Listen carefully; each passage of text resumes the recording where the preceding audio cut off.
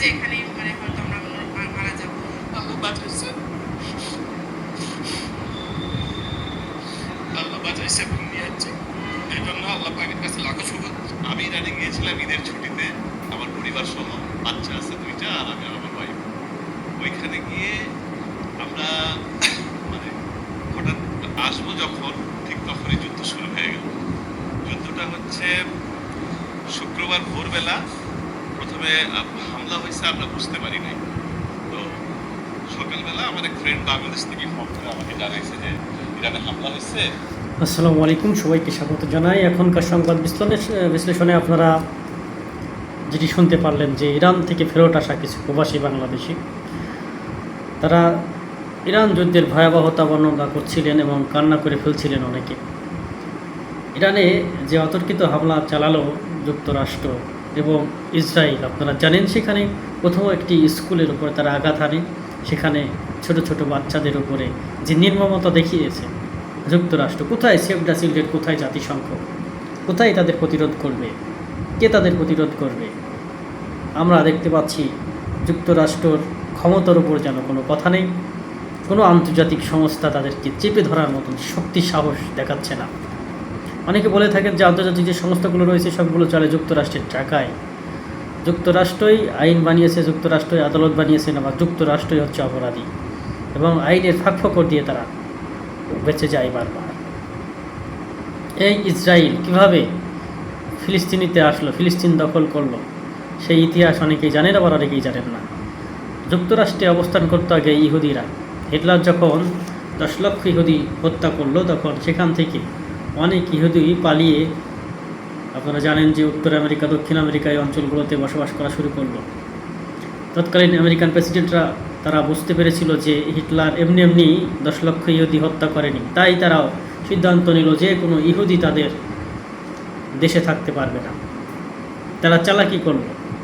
একটি আনোয়ার সাদাতকে তারা আপনারা জানেন যে নোবেল শান্তি পুরস্কার প্রদানের মাধ্যমে ইসরায়েলকে 1944 সালের পরবর্তী সময়ে এই ফিলিস্তিনিতে স্থায়ীভাবে বসবাসের অনুমতিতে রাজি করায়। তো সেই সময় মিশর কাজ করেছিল, ফিলিস্তিনির অনেক নেতারা যারা রাষ্ট্রীয় পর্যায়ে ক্ষমতায় ছিল তারাও যুক্তরাষ্ট্রের কাছ থেকে অর্থ নিয়ে আর কি, ঘুষ নিয়ে বলা চলে, এই ইসরায়েলকে ফিলিস্তিনি মাটিতে আশ্রয় দান করে। যেখানে ছিল তারা ছোট্ট একটি জাতি বা ছোট্ট একটি কওম, সেখান থেকে এখন ফিলিস্তিনকে বানিয়ে ফেলেছে ছোট্ট একটি জাতি। অর্থাৎ আপনি আপনার বাসায় একজনকে থাকতে দিলেন, ধীরে ধীরে সেই আপনার বাসাটা দখল করে ফেললো। এখন আপনি হয়ে গেছেন সেখানে পরবাসী। তো বিষয়টি ঠিক তেমনই ঘটেছিল ইসরায়েলের ক্ষেত্রেও।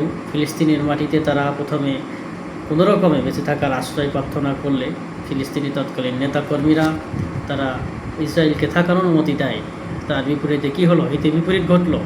ধীরে ধীরে সেই ফিলিস্তিনকেই শেষ করে দিল ইসরায়েল। এখনও প্রতিদিনই বোমার আঘাতে উড়ে যাচ্ছে অনেক শিশুর। আপনারা জানেন যে শুধু এখানেই থেমে নেই ইসরায়েল, তারা পার্শ্ববর্তী যে সকল ইসলামিক দেশ রয়েছে, লেবানন সহ ইরান, এগুলোর পিছেও লেগে আছে দীর্ঘদিন থেকে। ইরানকে কাবু করতে পারছিল, কিন্তু শেষমেশ আয়াতুল্লাহ আলী খামেনিকে শেষ করে দিল যুক্তরাষ্ট্রের সহযোগিতায়। এখানে বেইমানি করেছে মুসলিম দেশগুলোর মধ্যে অন্যতম সৌদি আরব। সালমানের, আপনারা জানেন যে সালমান তিনি হচ্ছেন যুক্তরাষ্ট্রের পড়াশোনা করেছেন, সেই সুবাদে যুক্তরাষ্ট্রের আচার আচরণ সংস্কৃতি তার মধ্যে গড়ে উঠেছে। বাদশাহ আব্দুল আজিজের, আপনারা জানেন যে সৌদি আরব, সেই সৌদি আরব আর সৌদি আরব নাই। সেখানে আপনারা জানেন যে মক্কা মদিনা আমাদের পবিত্র স্থান মুসলিমদের জন্য, সেখানে হজ করতে যাওয়া হয়, তাওয়াফ করতে যাওয়া হয়। এজন্য মুসলিমরা আসলে সৌদি আরবকে অবজ্ঞা করতেও পারে না, কিন্তু সেই জায়গায় থেকে যারা রাষ্ট্রীয় ক্ষমতায় রয়েছে সৌদি আরবে, তারা মুসলিমদের সাথে বেইমানি করছে। তারা যদি যুক্তরাষ্ট্রকে প্রশ্রয় না দিত তাহলে ইরানে আজ হামলা হতো না। শিয়া সুন্নি এই দ্বন্দ্বে আজ দুটি দল ভাগ হয়ে গেছে, অথচ দিন শেষে কিন্তু সবাই মুসলিম। আর অপরদিকে দেখুন ইহুদি, নাসারা, খ্রিস্টান, ওরা কিন্তু এক হয়ে মুসলিমদেরকে দমন পীড়নে নেমে উঠেছে। যুক্তরাষ্ট্র পারমাণবিক ক্ষেপণাস্ত্র পরীক্ষা চালানো শুরু করেছে। ইতিমধ্যে আজকে যুক্তরাষ্ট্রে 48 বার ভূকম্পন হয়েছে। এই ভূমিকম্প নয়, এটা হচ্ছে পারমাণবিক অস্ত্রের পরীক্ষা নিরীক্ষা। অনেকেই বলছেন যে পরীক্ষা নিরীক্ষাই হচ্ছে, ওদিকে ইরানেও ছোটো ছোটো ভূকম্পন হচ্ছে, ইরানও চালাচ্ছে তাদের পারমাণবিক চুল্লির পরীক্ষা, অস্ত্রের পরীক্ষা।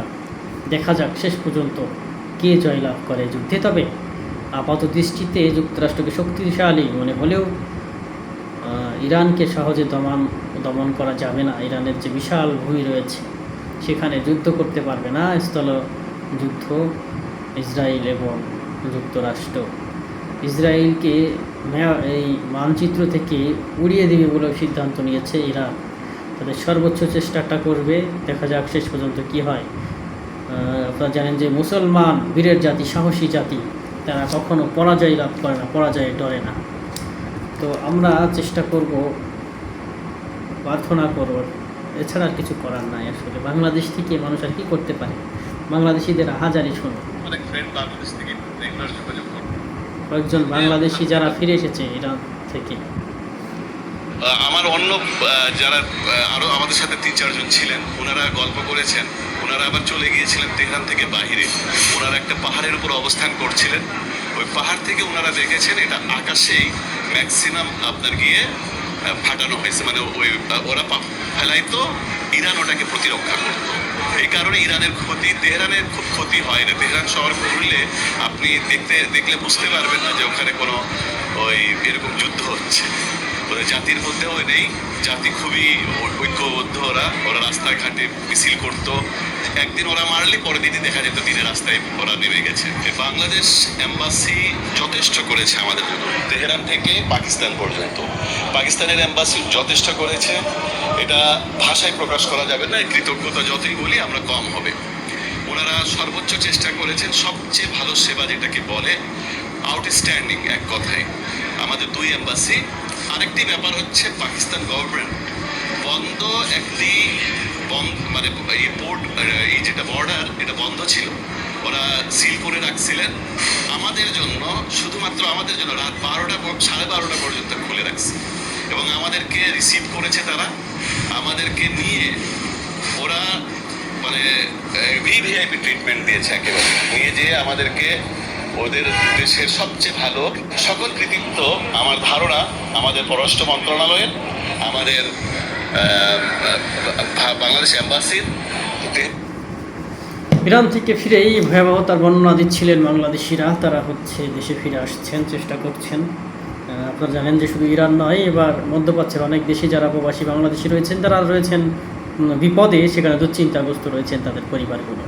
আশা করি যুদ্ধের ভয়াবহতা কেটে যাবে, দেশে বিশ্ব আবার শান্তিতে ফিরবে, সেই কামনা করে আজকের মতো ভিডিওটি শেষ করছি। ধন্যবাদ।